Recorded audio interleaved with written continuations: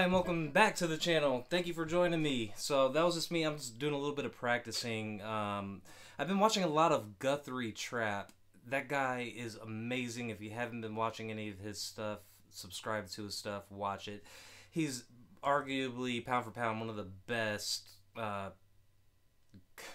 guitarists, in my opinion, in the world.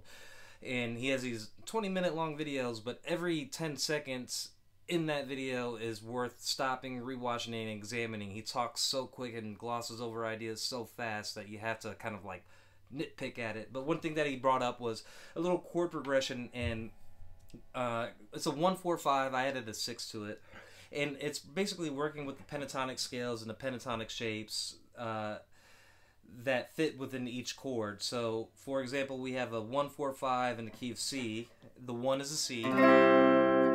The 4 is a A minor, and we're mixing minor and major. That helps practice a little bit switching between the two. From the A minor, the next chord will be an F, which could also be played up here. And then I add the G. So right off the bat with that, you could do many things. You could stick with the pentatonic scale within the box. Or what I love is the diagonal pentatonics, which and that brings us right there, and it resolves right there with the A minor, one of the notes within that triad. And that's the key. That's the key is with transitioning between chords, you want to establish that tonal, what they call tonal center. You want to land on at the end of a little solo, and I don't call any of what I did soloing, by the way, but you want to land in between those chord changes on what's the next chord is going to be, if that makes sense. So if I'm the C here,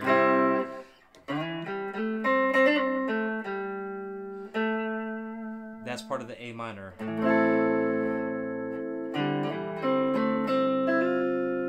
And that right there is part of the F. And that's part of the G right there.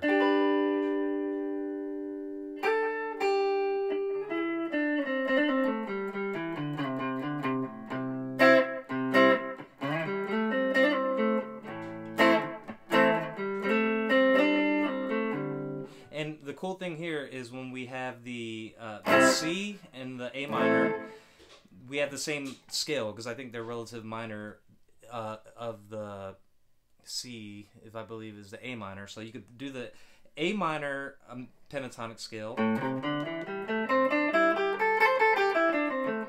That's what everybody knows. It's probably the first scale that anybody learns. It's the same as the major scale for a C. So what I like to do in that case is use that G form of the C for this little trick.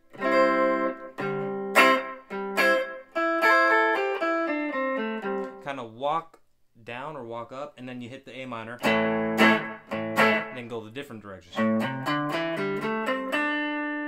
And that leads us right to the next chord right here, which is that F. Then you could throw in some Jimi Hendrix Frusciante style double stops, and then slide right up to the G, or you can go up here.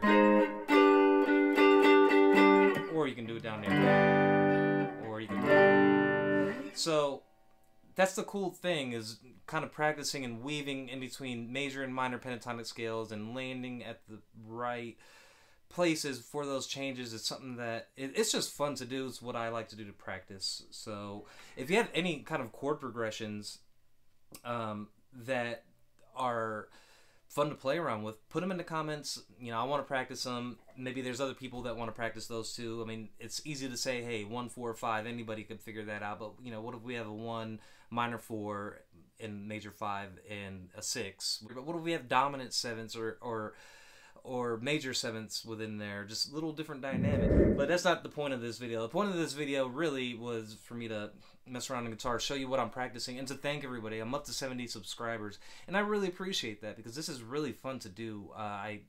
It's not my job. I have a job. I just love guitars, and I love playing guitars and I love reviewing guitars, but I want more suggestions. If you have any suggestions of videos to make, one of my more popular videos was a review of my Martin D15E, and you can watch it up here. I'll link it. But the problem there is I need new guitars to review guitars, so I'm gonna have to buy new guitars, which that can get expensive pretty quick, or borrow guitars, figure that out. And I could review pedals. I got a bunch of pedals over here. I'm using for slapback my memory toy. This is what it sounds like without that.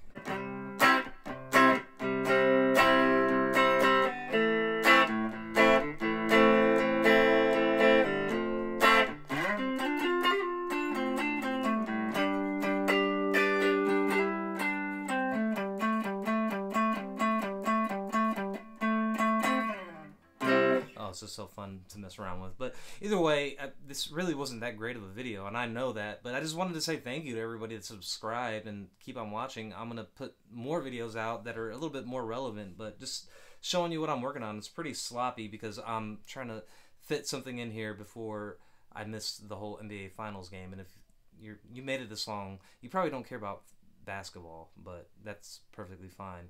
So again, like and subscribe if you haven't already, and thank you for showing up and watching these videos. I really appreciate it. I hope you have a wonderful rest of your day. Awkward.